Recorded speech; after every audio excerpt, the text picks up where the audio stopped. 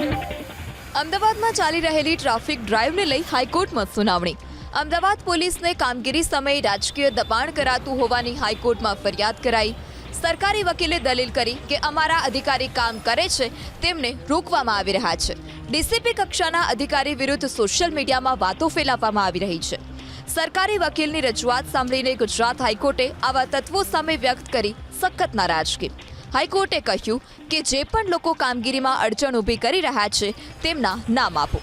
અધિકારી હાઈકોર્ટની સૂચના મુજબ જ કામગીરી કરી રહ્યા છે. તેમને રોકવાનો કોઈને અધિકાર નથી.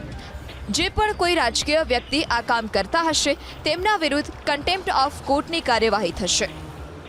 સરકારના વકીલનું એવું કહેવાનું હતું કે અમે જ્યારે સરકારી વ્યક્તિઓ આ કાર્ય કરવા માટે જઈ રહ્યા છે ત્યારે અમુક પક્ષના લોકો તેઓને રાજકીય દબાણ કરી અને આ પક્ષની વિચારસરણીને આગળ ધપાવવા માટે અથવા આ સરકારી કામને ખોરંભે કરવા માટે અલગ અલગ પ્રયત્નો કરે છે, જેના હિસાબે સરકારી કામમાં અડચણ ઊભી થાય છે. તેમાં કોર્ટે એવું કીધું કે તમે આવા જે પણ વ્યક્તિઓ હોય કે જે પણ ઈસમો હોય જે આ રીતની કૃત્ય કરતા હોય તેઓના નામ આપો, અને જો આવી રીતે સરકારી કામમાં કોઈ પણ અડચણ કરવામાં આવશે તો તેને કન્ટેમ્પ પણ તેની સામે ઇનિશિએટ થઈ શકે છે તેવી વાત કરવામાં આવી.